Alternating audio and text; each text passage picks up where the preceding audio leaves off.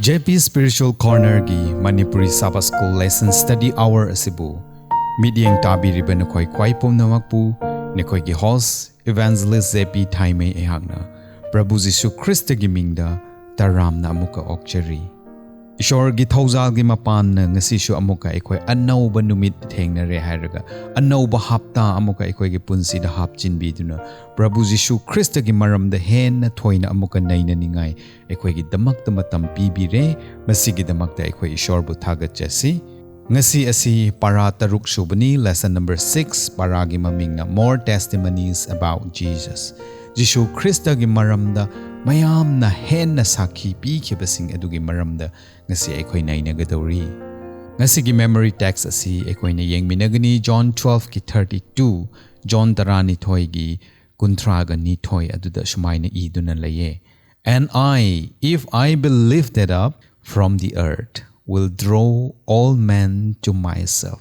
karigumba ay hak asibu wang na taibang pan asidigi thangat labadi mi loy na mag ay gimanakta pusin gani haina Jisu Krista na haibi ba wahi adu ngasigi memory text ni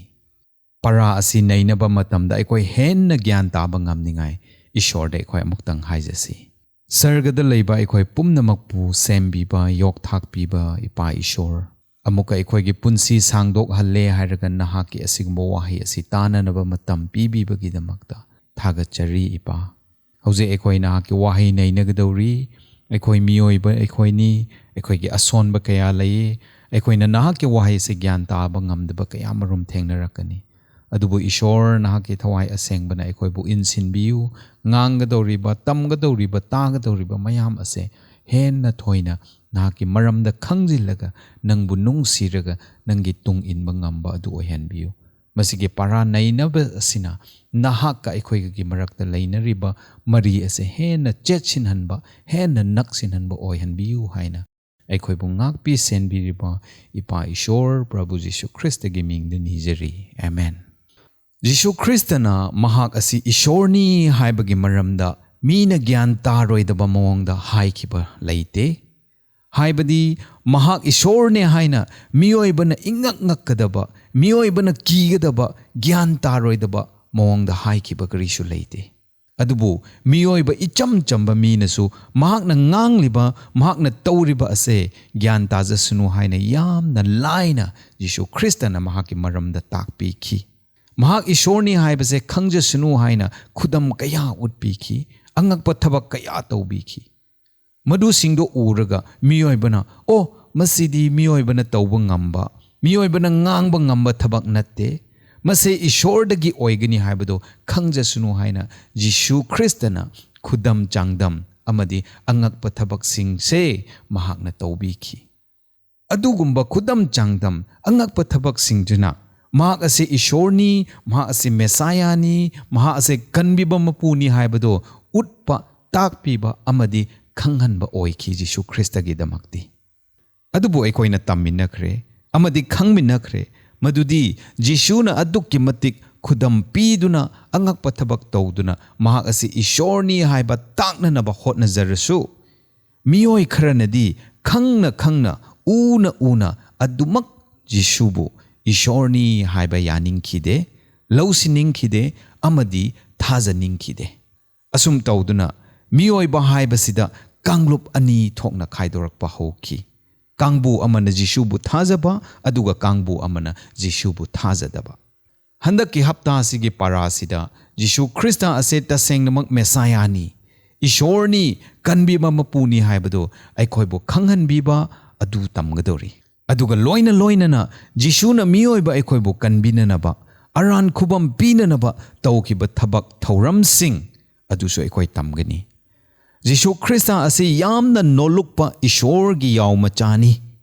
mahakna mapunsi kathokpiba asimakna chawraba universe haibde graha sida khwaidigi angakpa thaudok ama oiki amasung madugi kathokpiba aduna ishorgi khutsem oiriba aikoi nongmadi saitangi langdagi nanthokduna harau tayamna ingna chikna ishorga panminagadoribani parasida aikoina Jisu amadi John the Baptist ki humbleness haibadi nolukpa adu tamgani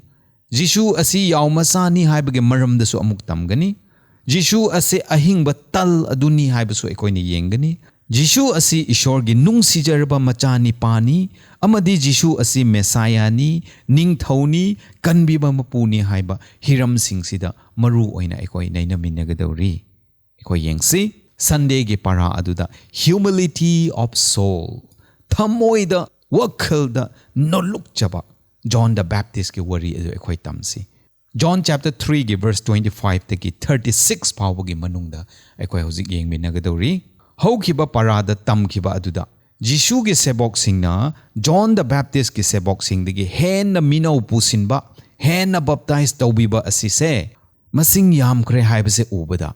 John the Baptist ki sebok sing thamoi shokki chininaw sing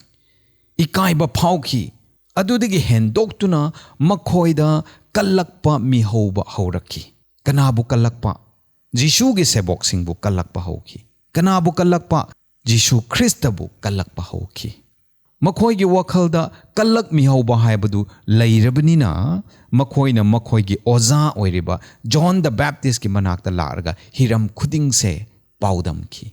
karigino Jishu ge sebok sing ne heli base karigino makhoigi oza makhoigi guru Jishu di adukki matik sakti thauna lairi base karigino aikhoina de madu ngamdri base karigino nangna de Jishu gumna tawba ngamdri base haina pendaba wahang kayaga loinana John the Baptist ki manakta laklaga paudamki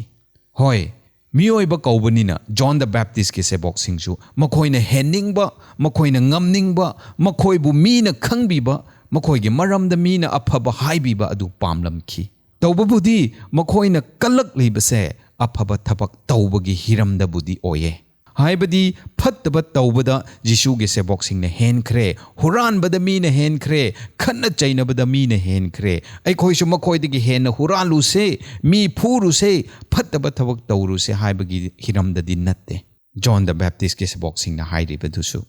aphaba thabakta mi na henhan ba yade haibani tasengbadi adubu makhoigi thamoidadi competition minded oikhrabani isin announcing makhoina ngamladi aikhoide karigi ngamloi haibagi ego ama yaukhiba aduda soikhibani aduga khwaidagi soibadi John the Baptist ki sebok sing se makhoigi oza John the Baptist na Jishu gi maramda haibi khibado makhoi gyan taram khide haibadi Jishu ase kanano haiba makhoina khanglam khide makhoina Jishu asi ishorni haibadu karigumba khanglam ladi karigi Jishu na helibano haibagi wahang du phau makoi leiram loi maramdi ishorni ishor oibagi ngambani haibaduna makoina adumak pelaga leiram khigani adubu Jishu asi ishorni haiba khangdabana ma gumbana ngamladi aikhoisu ngampham thoina haibagi wakhal do phaurakhi achau aram kabagi wakhal ado phaurakhi magi sebok singda John the Baptist na sengna haiki ai hakti Jishu gi lambi semba mine aidi Jishu gi khongup sandal phauba sokningai lauthokningai matik chade aidi Messiah natte haina sengna John the Baptist na magi sebok singda haibi John the Baptist aduk ki matik nolukpa achau aram kadaba pongdaba mi ama oye haibase mahakki wahiduna takli masida ai hakti bor adugi mamanabani bor adudi natte haina luhongbagi sin ama pusilarga tambiki Jishu di henna wangna chawna kakhigani adubu aidi adum henna sontharakani piktharakani haina John the Baptist na haibi kibado ikoina John chapter 3 ge verse 29-30 asida uba phangi masida John the Baptist ke wahaida yamna maru oiba ama ikoina ui John 3 ge 30 aduda yengsi sumaina haye he must increase but I must decrease mahakti chawkhat pataye adubu aidi hanthaba tai haina John the Baptist na haiki masida increase hengalakpa haibase Jishu se hek pokpaga mina mabu ishorni haiba khangbi de Jishu na mahake ministry haurakpada mina mabu ishorni haina lowbi de adubu tapna nongma gi mahaki mingchet hengalakhi that is increase hengalakpa aduni mina magi matung inba haurakhi angakpa thabak kaya tapna tawrakpa hauki madubuni hengalakpa chawkhalakpa increase hairibase mathang manau naiba haibase Jishu gi ministry dasu ekoina uba phangi adugumna ekoina su thabak ama tawbada hek makok oige haibagi wakal se thadokpa tae mathang chathaba haibase darkar tae upanbi se makhongdagi kagadabani matondagi kagbadi yararoi aduna aikhoigi ministry aikhoina evangelize tawbada aikhoina aphabu wapau sandokpada jisugi maram tambibada makhongdagi tapna mathang manau naina tambiba haibasisu yamna darkar tabani mathang manau naiba haibase ishor gi lamchatni haibase aikhoina 1 Corinthians gi chapter 14 gi verse 33 adudusu uba phangi parasida jisu gi nolukpa amadi John the Baptist gi nolukpa adu aikhoina ui jisu na nolukpa leibagi tapna chawkhalakpa tapna hengalakpa adu ngaikhi chininausin Madi ishorni haiduna John the Baptist pu namhatlaga thabak sukhide John the Baptist ta irupina na balaki adukki matik nolukpa oiki mahak masamak ishor oijarabasu John the Baptist na nolukpa gi maramna Jisu gi phena phawba paina na ba matik chade haiki aidi hantharakkadabani haina masama tomtabu nemthahanki achaw aram kakhide humbleness nolukpa haibase Krista gi lamchatni aduna masimak Christian singi lamchat su oigadabani haibase aina haijaningi makha yengsi a new understanding of the Messiah John chapter 1 gi verse 32 dagi 36 phawbada aikoi masigi para asi nainagadori Jisu Krista gi matamda Jiu singi thamoida nolukpa haibase yamna tanglammi leiramde haise nolukpa mi yamde leite hairaba phawba yabani achaw aram kaba masama tomdabu wangna thangalaga mi bu bichar tawba asigumba nolukpa leitaba Jews machasing oiki maduna maram oiraga Jews singna khanki madudi Messiah laklaga chawraba sakti leiraba Rome gi sasonbu namthabirabadi haibagi khaurangba adu leiki haibadi mikha poningdaba wakhal leiki achaw aram kaba wakhal leiki aduna Rome sibu namthage haibagi wakhalna pik thanki adudasu nattaduna Rome bu namthabiba adu khak amuk pendaduna Messiah na Jew singbu Israel masa singbu sakti leiba pangal kanba achawba jat ama sembirabadi ko haibagi khaurangba adusu leiki haine haibadi mingondagi aikhoina hele aina hena kalle aina hena ngamme haibado utchaningbagi wakhal adu leiki masi achaw aram kaba nolukpa leitaba haibaduni adumna nolukpa leitaba mikok thongningba mikha ponba haitaba wakhalduna pik thallabada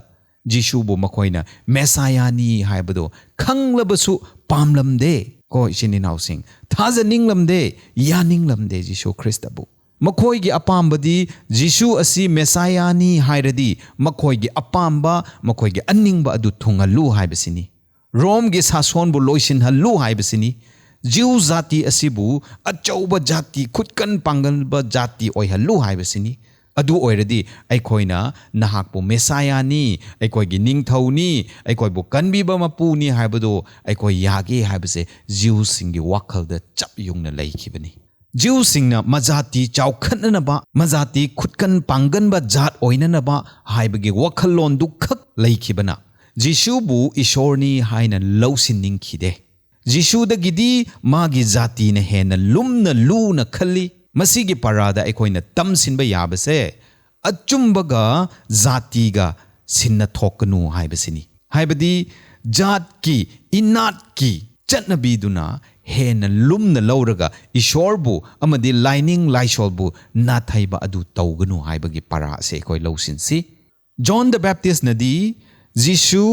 Messiah gi thabak thoram sing ado mayek seng na khange Jew sing nadi khangde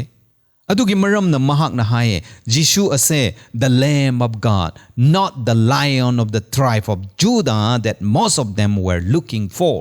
Jisu asi ishor gi yaw machani adubu Jew singna pamliba ngairiba Judah sagai gi nongsa adu natte haina John the Baptist na haibi ki Revelation chapter 5 ki verse 5 the hairiba Jisu Krista ase Judah sagai gi nongsa aduni haibasidi Krista na anirak suna lenglakpa matamda oi thokkadaba aduguma prophecy ni Adubu haujik ki oinadi Jishu Krista ase Lion of Judah nate adubu mahakti Lamb of God ishorgi yaumachani haina haibiki. Jishu bu Lamb of God ishorgi yaumachani haibasida Jishu na aikoige pap ki irat pot oibigani haibani. Amadi aikoige priest maijaw oibigani haiba adu utbani. Haibadi Jishu na miyoi pok oina poklak khibagi maramdi Rome gi sason bu loisin hananaba natte adubu Pap ki sason adudagi nan thoknanaba lambi pibiba lambi yat piba lambi ut piba lakpani haibasini. Maduna Jishu asi ishorgi yaw machani haina John the Baptist na haibiki. Yaw haibasidi asonba jibani khatna chaina daba asonba jibagi saktam lauraga irat pot oibinanaba Jishu Kristana lakhi haibase John the Baptist miyam gi thamoida hapchinanaba hotna khibani. Hojik di makha satharakpada Tuesday ge parada acceptance and rejection kharana lawsin le kharana lawsin de tambi takpi de pumnamak se John chapter 6 ki verse 51 de 71 phawdo akhoi yengsi miyoi lising manga bu pije khiba thodok tuna Jishu ge sebok singbu yamna impress pi ki ahan bada thona pi bi ki aikhoina illiba aikoi gi guru ase angamba amani haibage harauba apenba adu laiki Miyoi lising mga adubu Jishu na supnatagi tandum mga kaktana pijakhibani. Adugi tungda haujikti Jishu na haye ko makha satharakpata. Aihang ase sargadagi mana gumna kumtharakpa ahingba tal aduni haina John chapter 6 ki verse 48 amadi 51 da haibiki. Aduga amuka Jishu na Sugaina amuka takpiki sargadagi kumtharakpa ahingba tal haibagi arthadi aihake hakchang ase aigi flesh ase ahingba tan aduni haina Jishu na haibiki maduda miyam na hangki tal ado nahake hakchang oiradi karamna nahake hakchang sadong ado miyam na jagani miyam da karamaina pijagani haibagi wahang asim makhoida leiba hoki karamna miyam na nangi hakchang dubu jagani John 6 ki 52 da. Yengo matam dugi mi singdo kaya da su pangbra ko. Jishu na parable da khudam oina haiba wa khuding hek literal oina. Haiba di aseng ba oina. Hai riba posak dumak oina hek lawa se Jews masasing da laiki. Masi apang bagi wakal ni haina aina di lawi. Jishu na hai riba sidi hakchang gi chinjak maram da haiba natte. Adubu thawai gi maram da haibani haibase makoina khangba makoina uba makoina khanba ngamkhidene matamduda Jishu na ayak ase sargadagi mana gumna kumtharakpa ahingba tal adune haibada miyoi singduna Jishu gi hakchang bu karamna chagadra haina makoi masel murum sonabaduda hojikti miyoi kharanadi Jishu bu thadok laga chen khre chat khre Jishu gi hakchang bu karamna chagadra oidaba wane haina miyoi bagi apangba wakhalda ngazaraga makoi Jishu bu thadoktuna chatkre Jishu na haide base karino haiba khangkhide aduga amuk khangnana basu hotna khidene makoi singdo makoi masel haina raga adum chatkhrene kari arthano haina su Jishu da laklaga hangkhidene makoi singdo Jishu na haiki Nakoina aigi hakchang se sadrabadi amadi aigi I se thakdrabadi nakoida ahingba adu laite masigi wahi se hek haibada makoi mayamdo adum Jishu bu thadoklamlaga chatkrabani madu ubada Jishu gi thamoi yamna sokki hai aduga Jishu Krista na mahaki se boxing de su haiki mi loina mak chatkhre ai bu thadoktuna nakoi su ai bu thadoktuna chatkragera haina magi se boxing da hangki Jishu thamoi yamna sokki Maramdi mafam marang khangdana hankiba achumba ado thidaduna achumba ado udaduna achumba ado karino hangdaduna chathokhiba makhoi mayam sina tungdadi mahakpu namthak tauraganida mahakpu bitre tauraganida mabu yadaba mi oirani aduga akonbada Jishu Kristabu cross ta hat toknanaba makhoi singsina sillaklani haibadu Jishu na matam aduda uki haine madu ubada Jishu thamoi shokki ma cross ta sirani mabu mina inthok birani haibagi thamoi waba natte sininau sing Adubu achumba khangdana punsi mangkhigadaba makhoising adugi damak khalaga Jishugi thamoy Jishugi pukning sokhi hai.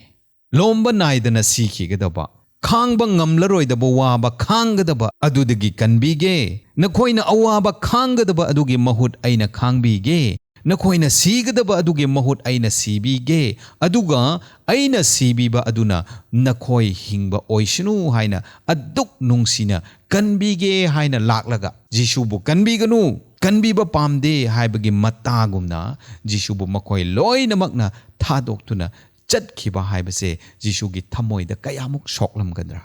aikhoida thoklamladi aikhoisu kayamuk thamoi kairamgadra nangna achumba ama hairubagi damak nangbu miyam hupna nangi church members pumnamakna nangbu thadoktuna nangbu inthoktuna chadkhibada nang ai kayamuk thamoi kaigadra nang ai oiramladi kanbige hairaga launingdradi tokchauna haina yamna saurambasu yai yamna chairambasu yai adubu Jishu Kristadi adumakti taukhidene hauzik haikhibagumna miyamna Jishubu thadoklaga chatnakrabada Jishuna magi seboksingdasu hangki nakhoisu chatlagera maduda Peter na khumki aikhoi kadaida chatkani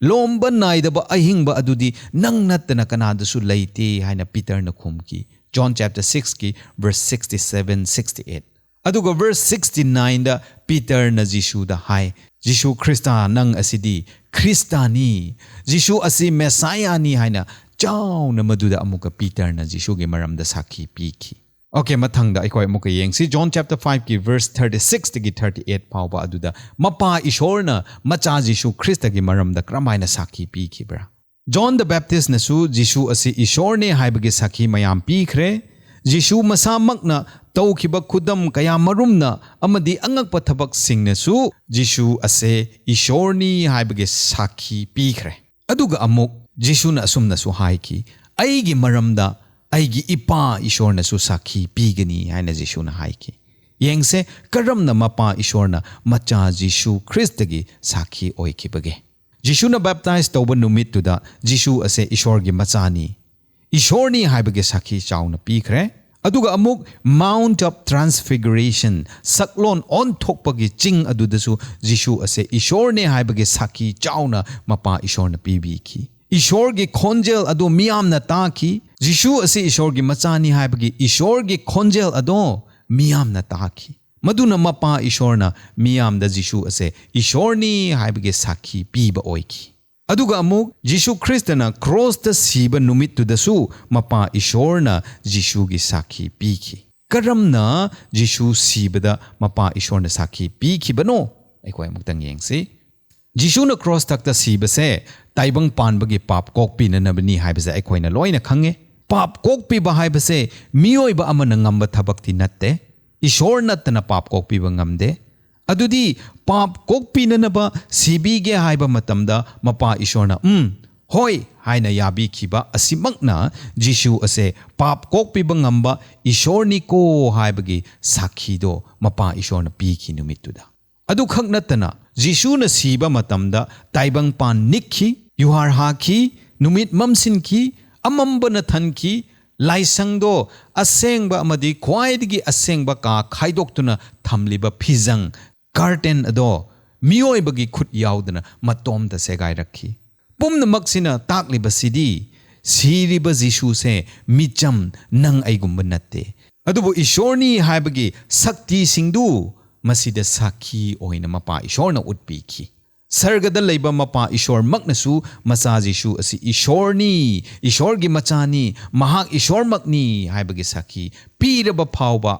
miyoi bana madu thajaningde miyoi bana madu lausiningde kaya da kalliba miyoi bagi thamoino khanduni yengse koi parasigi aroibada the witnesses of the crowd mayam na Kristagi maramda sakhi tawkhiba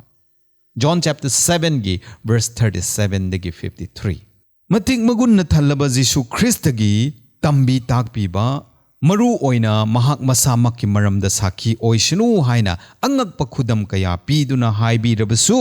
amadi aihak ase Messiah ni haina phau haidokrabasu tariba miyoi singduna o mana hairibase chummida haibage wakhal phaukhide phauning basu pokhide mana kanba miyoiba haibadumak oikhine laukhide Jisubu ishorni haiba taningkhide Jisuna mahak ase mesayani haibage wahidu misingna taningkhide Kudam oina John chapter 7 gi verse 37 amadi 38 ta ahingba isingdugi maramda Jisuna sugaina takpige haiba matamda miyamduna Jisuna hairibase karino achumba yawgadra haina tuminna tabagi mahutta miyamduna chuna daba wahang pawang mayam tawduna Jisubu mesayani haiba wafamdubu chingnaba laiki thajaningkhide hairiba takliba adusu taningdaba aduga achumba dusu khangningdaba adu miyoibagi wakhalni Nazareth Galilee da chawkhalakpa oibana Jisu ase natai chaba mi oiramloi mawa lauba yaba mi natte haina khanba adudagisu hendoktuna Nazareth Galilee da chawkhalakpane mahakti aduna mahak Messiah oipham thokte Galilee gi mine Nazareth gi mine ishor natte Messiah natte haina yamna pangna yamna laina lauba asigumba wakhal se miyamduda matam aduda laiki Jisu ase Nazareth Galilee da chawkhallabasu maha ase Bethlehem da pokhibane maha ase David ki gi mari digi poklakpane wasak piba machane haibase miyamduna khangdaba miyamduna khanglabasu madu yaningdaba adugumbagi wakhalna pik thanki hai Pharisee sing Bible khangba mi singlup ki lusing basingna Jisu bu Messiah ne haiba yaningdaba leiba adu uraga miyamnasu Jisu bu lausiningdaba adu laiki Singlup ki lusing basing Bible khang basing na phawba thajadaba yadaba aduda karamna michamna di thajagani karamna yagani lusing ba haibase role model ne haibase asine lusing ba ama oiba haibase adukki matik araiba natte mitangba bu lamjingladi komda taroidra taba ne masana aduga amukasu mapugi matung illu haina achum aran thidaduna ko innaba members singshu adumak apangba oigani ishorgi mamangda nangi luchingbana nangi pastor na nangi evangelist na nangi church elder na nangbu aran khubam piba ngamoy pastor na haye evangelist na haye church elder na haye haiganu oza na haiganu adubo Bible na haye ishor na haye haibse aikwa haiba ngamba members amamam oigadabani Pharisee sing kana amatana Jisubu thajade Jisubu lowningde Jisugi wa taningde Adubu Pharisee singdugi marakta miyoi amadi Jisugi damak defend tawbiba Jisugi damak lepkhat piki Nicodemus ase Pharisees ni Jisubu maran piduna cross da hananaba wa tanaba bichar tawba changeng tawba matamduda Nicodemus na Pharisee singa marak aduda lepkhat le hairaga asumna haiki Mi amabu achum aran phajana makhong mari yauna thidoktringaida bichar tawraga maral pibase achumba thabak natte haina Nicodemus na mahak Pharisee oiresu lepkhatlaga haikine Nicodemus na Jisu gi damak wai singdu hairuba matamda Pharisee singna Nicodemus na haye nahaksu Galilee dagi ra ko Galilee dagi ishor gi maizo prophets ishor gi wa tak thokpa kana thokhiba laikhrabage Haina Pharisee sing aduna karemna duna thajaning duna Nicodemus da haiki masigi wang singse hangladuna ngasai haiki bagumna matamduda Nazareth Galilee hairadi yamna phataba leiba yamna chawkhataba miyoi singumna hanthana khanbadu laiki Galilee dagi bukari aphaba thokadra Nazareth dagi bukari aphaba thokadra haibagi wai singse sijinna khibani John chapter 7 verse 45 to 52 Nicodemus na Jisugi maramda Pharisee singda haiki bawapam adu aikhoi khara khanthasi mafam marang khangdana achum aran thidana mari makhong thidana mi amabu wayelba mi amabu bichar tawduna maran siba haibase ngasi aikhoi gi irakta su leidaba natte masise yamna chumdaba yamna phataba thabak amani masigumba thabak ase aikhoi thadokadabani tawribase karino nganglibase karino haiba hanna makhong mari thidoklaga achumba michang mikhai naidaba bichar ase chathabiyu aduga amuk Nicodemus gumna achumba gidamak lepkhatpa kiroise khoi aina masi hairaga aibo mina kari khankigadra haibagi akhuba wakhaldo thadoksi nangi mingchat gidamak migi support phangnanabagi damak khanduna achumba ado khanglasu lotchillaga chin khumjillaga tumin leithokpado ekhoi tawroidabani Conclusion para asi loislakpada ꯋꯥꯔꯤꯁꯤꯡꯁꯦ ꯇꯥꯕꯗ ꯑꯩꯈꯣꯏꯅ ꯎꯕ ꯑꯩꯈꯣꯏꯅ ꯈꯪꯕ ꯈꯔ ꯂꯩ ꯃꯗꯨꯗꯤ ꯏꯁꯣꯔꯒꯤ ꯃꯤꯅꯦ ꯍꯥꯏꯔꯤꯕ ꯐꯔꯤꯁꯤꯁꯤꯡ ꯖ꯭ꯌꯨꯁ ꯃꯆꯥꯁꯤꯡ ꯏꯁꯣꯔꯒꯤꯗꯃꯛ ꯖꯤꯁꯨꯒꯤꯗꯃꯛ ꯆꯦꯠꯅ ꯂꯦꯞꯈꯤꯕ ꯑꯗꯨ ꯑꯩꯈꯣꯏ ꯎꯗꯦ ꯖꯤꯁꯨ ꯑꯁꯤ ꯏꯁꯣꯔꯃꯛꯅꯤ ꯍꯥꯏꯕꯒꯤ ꯁꯥꯈꯤ ꯄꯤꯈꯤꯕ ꯑꯩꯈꯣꯏ ꯎꯗꯦ ꯃꯈꯣꯏ ꯑꯌꯥꯝꯕꯅ ꯖꯤꯁꯨꯒꯤ ꯃꯥꯌꯣꯛꯇ ꯑꯗꯨꯝ ꯂꯩꯈꯤ ꯑꯗꯨꯕꯨ ꯃꯈꯣꯏꯒꯤ ꯆꯤꯟꯕꯥꯟꯗꯗꯤ ꯑꯩꯈꯣꯏ ꯏꯁꯣꯔꯒꯤ ꯃꯤꯅꯦ ꯍꯥꯏꯕ ꯑꯩꯈꯣꯏ ꯈ꯭ꯔꯤꯁꯇꯤꯌꯟꯅꯦ ꯍꯥꯏꯅꯗꯤ ꯍꯥꯏꯕ ꯏꯁꯣꯔꯒꯤ ꯁꯤꯡꯂꯨꯞꯇ ꯃꯀꯣꯛ ꯊꯣꯡꯕꯁꯤꯡꯅꯦ ꯍꯥꯏꯅꯗꯤ ꯍꯥꯏꯕ ꯕꯥꯏꯕꯜꯒꯤ ꯑꯣꯖꯥꯁꯤꯡꯅꯦ ꯍꯥꯏꯅꯗꯤ ꯍꯥꯏꯕ ꯑꯗꯨꯕꯨ ꯖꯤꯁꯨꯕꯨꯗꯤ ꯂꯧꯁꯤꯟꯅꯤꯡꯗꯕ ꯍꯣꯏ ꯃꯈꯣꯏꯁꯤꯡꯗꯨꯒꯤ ꯃꯅꯨꯡꯗ ꯈꯔꯅꯗꯤ ꯖꯤꯁꯨꯒꯤꯗꯃꯛ ꯂꯦꯞꯄꯤꯈꯤ ꯑꯆꯨꯝꯕ ꯉꯥꯡꯕꯤꯕ ꯑꯗꯨꯁꯨ ꯂꯩꯈꯤ ꯃꯈꯣꯏꯁꯤꯡꯗꯨꯒꯤ ꯃꯔꯛꯇ ꯖꯣꯟ ꯗ ꯕꯦꯞꯇꯤꯁ ꯑꯗꯨꯒ ꯖꯤꯁꯨꯒꯤ ꯁꯦꯕꯣꯛ ꯈꯔ ꯃꯔꯨ ꯑꯣꯏꯅ ꯄꯤꯇꯔ ꯅꯤꯀꯣꯗꯤꯃꯁ ꯃꯈꯣꯏꯅ ꯖꯤꯁꯨꯒꯤ ꯃꯔꯝꯗ ꯑꯆꯨꯝꯕꯗꯣ ꯀꯌꯥꯔꯛ ꯍꯥꯏꯗꯨꯅꯁꯨ ꯀꯌꯥꯔꯛ ꯁꯥꯈꯤ ꯄꯤꯗꯨꯅꯁꯨ ꯏꯆꯤꯟ ꯏꯅꯥꯎꯁꯤꯡ ꯃꯤꯌꯥꯝꯗꯨꯅꯗꯤ ꯃꯗꯨ ꯂꯧꯁꯤꯟꯕꯤꯗꯦ ꯇꯥꯁꯤꯟꯕꯤꯗꯦ ꯊꯥꯖꯕꯤꯗꯦ ꯅꯨꯡꯁꯤꯕ ꯑꯃꯗꯤ ꯅꯣꯜꯂꯨꯛꯄ ꯍꯥꯏꯕꯁꯦ ꯃꯈꯣꯏꯒꯤ ꯊꯃꯣꯏꯗ ꯂꯩꯇꯕ ꯑꯗꯨꯅ ꯑꯆꯥꯎ ꯑꯔꯝ ꯀꯥꯕ ꯑꯗꯨꯅ ꯄꯥꯝꯗꯕ ꯑꯗꯨꯅ ꯌꯥꯅꯤꯡꯗꯕ ꯑꯗꯨꯅ ꯊꯟꯈꯤ ꯃꯈꯣꯏꯒꯤ ꯊꯃꯣꯏꯗ ꯑꯗꯨꯕꯨ ꯃꯗꯨꯒꯤ ꯑꯣꯟꯅ ꯇꯩꯅꯕꯗ ꯅꯨꯡꯁꯤꯕꯒ ꯅꯣꯜꯂꯨꯛꯄ ꯂꯩꯕ ꯖꯤꯁꯨ ꯃꯍꯥꯛꯅ ꯑꯩꯈꯣꯏ ꯄꯨꯝꯅꯃꯛꯇ freedom of choice ꯑꯗꯨ ꯄꯤꯕꯤꯈꯤ ꯑꯩꯈꯣꯏꯒꯤ ꯑꯄꯥꯝꯕꯗ ꯈꯟꯗꯨꯅ ꯑꯩꯈꯣꯏꯒꯤ ꯑꯄꯥꯝꯕꯗ ꯆꯠꯅꯅꯕ ꯑꯌꯥꯕ ꯄꯤꯕꯤꯈꯤ ꯀꯅꯥ ꯑꯃꯠꯇꯕꯨ ꯅꯝꯐꯨ ꯇꯧꯗꯦ ꯃꯔꯝꯗꯤ ꯏꯁꯣꯔꯗꯤ ꯅꯨꯡꯁꯤꯕꯅꯤ ꯃꯔꯝꯗꯤ ꯏꯁꯣꯔꯗꯤ ꯅꯣꯜꯂꯨꯛꯄ ꯃꯤꯅꯤ ꯈ꯭ꯔꯤꯁꯇꯤꯌꯟ ꯑꯣꯏꯕ ꯖꯤꯁꯨꯒꯤ ꯇꯨꯡ ꯏꯟꯕ ꯍꯥꯏꯕꯁꯦ ꯉꯁꯤꯒꯤ ꯄꯔꯥꯁꯤꯒꯤ ꯃꯇꯨꯡ ꯏꯟꯅꯗꯤ ꯅꯨꯡꯁꯤꯕ ꯑꯃꯗꯤ ꯅꯣꯜꯂꯨꯛꯄ ꯑꯁꯤ ꯏꯍꯥꯟ ꯍꯥꯟꯕꯗ ꯂꯩꯒꯗꯕꯅꯤ ꯍꯥꯏꯔꯤꯕ ꯑꯅꯤ ꯑꯁꯦ ꯍꯦꯛ ꯂꯩꯇ꯭ꯔꯕꯗꯤ ꯑꯩꯈꯣꯏ ꯈ꯭ꯔꯤꯁꯇꯤꯌꯟ ꯑꯣꯏꯕ ꯉꯝꯂꯣꯏ ꯏꯆꯤꯟ ꯏꯅꯥꯎꯁꯤꯡ ꯑꯩꯈꯣꯏ ꯖꯤꯁꯨꯒꯤ ꯇꯨꯡ ꯏꯟꯕ ꯉꯝꯂꯣꯏ ꯑꯃꯗꯤ ꯑꯩꯈꯣꯏ ꯁꯔꯒ ꯂꯩꯕꯥꯛ ꯆꯪꯕꯁꯨ ꯉꯝꯂꯣꯏ ꯃꯁꯤ ꯑꯩꯈꯣꯏ ꯀꯥꯎꯔꯣꯏꯁꯤ ꯑꯗꯨꯒꯤ ꯃꯔꯝꯅ ꯇꯥꯕꯤꯔꯤꯕ ꯃꯌꯥꯝ ꯄꯨꯝꯅꯃꯛ ꯑꯩꯈꯣꯏꯗ ꯅꯣꯜꯂꯨꯛꯄ ꯂꯩꯁꯤ ꯑꯩꯈꯣꯏꯗ ꯅꯨꯡꯁꯤꯕ ꯂꯩꯁꯤ ꯈ꯭ꯔꯤꯁꯇꯕꯨ ꯑꯩꯈꯣꯏꯒꯤ ꯊꯃꯣꯏꯅꯨꯡꯗ ꯂꯧꯁꯤꯜꯂꯒ ꯖꯤꯁꯨ ꯈ꯭ꯔꯤꯁꯇꯅ ꯑꯩꯈꯣꯏꯒꯤꯗꯃꯛ ꯁꯤꯕꯤꯈꯤꯕ ꯑꯗꯨꯒꯤ ꯑꯥꯔꯊ ꯈꯪꯅ ꯍꯤꯡꯕ ꯉꯝꯕ ꯃꯦꯝꯕꯔꯁ ꯑꯃꯃꯝ ꯑꯣꯏꯁꯤ ꯍꯥꯏꯕꯁꯦ ꯑꯩꯅ ꯃꯌꯥꯝꯗ ꯍꯥꯏꯅꯤꯡꯕꯅꯤ ꯃꯁꯤꯅꯤ ꯉꯁꯤꯒꯤ ꯁꯥꯕꯥꯠ ꯁ꯭ꯀꯨꯜ ꯇꯥꯕꯤꯔꯤꯕ ꯅꯈꯣꯏ ꯈ꯭ꯋꯥꯏ ꯄꯨꯝꯅꯃꯛꯀꯤ ꯃꯊꯛꯇ ꯏꯁꯣꯔꯒꯤ ꯊꯣꯏꯗꯣꯛ ꯍꯦꯟꯗꯣꯛꯄ ꯕꯣꯔ ꯑꯗꯨ ꯄꯤꯅꯕꯤꯕ ꯑꯣꯏꯁꯅꯨ ꯄꯔꯥ ꯑꯁꯤ ꯂꯣꯏꯁꯤꯟꯅꯅꯕ ꯑꯩꯈꯣꯏ ꯏꯁꯣꯔꯗ ꯇꯦꯟꯅ ꯑꯃꯨꯛꯀ ꯍꯥꯏꯖꯁꯤ ꯊꯥꯒꯠꯆꯔꯦ ꯁꯔꯒꯗ ꯂꯩꯕ ꯏꯄꯥ ꯏꯁꯣꯔ ꯑꯩꯈꯣꯏ ꯅꯍꯥꯛꯀꯤ ꯋꯥꯍꯩ ꯑꯁꯤ ꯅꯩꯅꯃꯤꯟꯅꯈ꯭ꯔꯦ ꯇꯝꯃꯤꯟꯅꯈ꯭ꯔꯦ ꯄꯥꯃꯤꯟꯅꯈ꯭ꯔꯦ ꯑꯩꯈꯣꯏꯅ ꯅꯩꯅꯈꯤꯕ ꯇꯝꯈꯤꯕ ꯄꯨꯝꯅꯃꯛ ꯑꯁꯤ ꯑꯩꯈꯣꯏ ꯒ꯭ꯌꯥꯟ ꯇꯥꯕ ꯂꯣꯏꯅꯃꯛ ꯉꯝꯗ꯭ꯔꯕꯁꯨ ꯅꯍꯥꯛꯀꯤ ꯊꯋꯥꯏ ꯑꯁꯦꯡꯕꯅ ꯑꯩꯈꯣꯏꯕꯨ ꯏꯟꯁꯤꯟꯕꯤꯔꯒ ꯇꯥꯈ꯭ꯔꯕ ꯄꯨꯝꯅꯃꯛ ꯉꯥꯡꯊꯣꯛꯈ꯭ꯔꯕ ꯄꯨꯝꯅꯃꯛ ꯑꯁꯤꯒꯤ ꯑꯥꯔꯊ ꯑꯁꯤ ꯃꯄꯨꯡ ꯐꯥꯅ ꯈꯪꯕ ꯉꯝꯕ ꯑꯣꯏꯖꯒꯦ ꯏꯁꯣꯔ ꯅꯍꯥꯛꯀꯤ ꯊꯋꯥꯏ ꯑꯁꯦꯡꯕꯅ ꯑꯩꯈꯣꯏꯕꯨ ꯉꯥꯡꯕꯤꯌꯨ ꯑꯆꯨꯝꯕ ꯑꯗꯨꯗ ꯆꯠꯍꯟꯕꯤꯌꯨ ꯍꯥꯏꯅ ꯅꯤꯖꯕꯅꯤ ꯑꯁꯤꯒꯨꯝꯕ ꯃꯇꯝ ꯑꯁꯤ ꯑꯩꯈꯣꯏ ꯑꯃꯨꯛꯀ ꯐꯪꯂꯦ ꯍꯥꯏꯔꯒ ꯅꯍꯥꯛꯀꯤ ꯃꯤꯡꯗ ꯅꯩꯅꯕꯒꯤ ꯃꯇꯝ ꯑꯗꯨ ꯌꯧꯗ꯭ꯔꯤ ꯐꯥꯎꯕ ꯑꯩꯈꯣꯏ ꯄꯨꯝꯅꯃꯛꯄꯨ ꯅꯍꯥꯛꯀꯤ ꯕꯣꯔ ꯄꯤꯅꯕꯤꯌꯨ ꯍꯥꯏꯅ ꯑꯃꯠꯇ ꯉꯥꯏꯔꯕ ꯖꯤꯁꯨ ꯈ꯭ꯔꯤꯁꯇꯒꯤ ꯃꯤꯡꯗ ꯅꯤꯖꯔꯤ ꯑꯦꯃꯦꯟ ꯃꯊꯪꯒꯤ ꯍꯞꯇꯥꯗ ꯑꯩꯈꯣꯏ ꯕ꯭ꯂꯦꯁꯦꯗ ꯑꯥꯔ ꯗꯣꯁ ꯍꯨ ꯕꯤꯂꯤꯚ ꯊꯥꯖꯕ ꯑꯁꯤꯡꯗꯣ ꯂꯥꯏꯕꯛ ꯐꯕꯁꯤꯡꯅꯤ ꯕꯣꯔ ꯐꯪꯕꯁꯤꯡꯅꯤ ꯍꯥꯏꯕꯒꯤ ꯃꯔꯝꯗ ꯑꯩꯈꯣꯏ ꯑꯃꯨꯛꯀ ꯅꯩꯅꯒꯗꯧꯔꯤ ꯃꯇꯝ ꯑꯗꯨ ꯐꯥꯎꯕ ꯑꯩꯈꯣꯏ ꯉꯥꯏꯃꯤꯟꯅꯁꯤ ꯏꯁꯣꯔꯅ ꯃꯌꯥꯝꯕꯨ ꯕꯣꯔ ꯄꯤꯕꯤꯕ ꯑꯣꯏꯁꯅꯨ ꯑꯦꯃꯦꯟ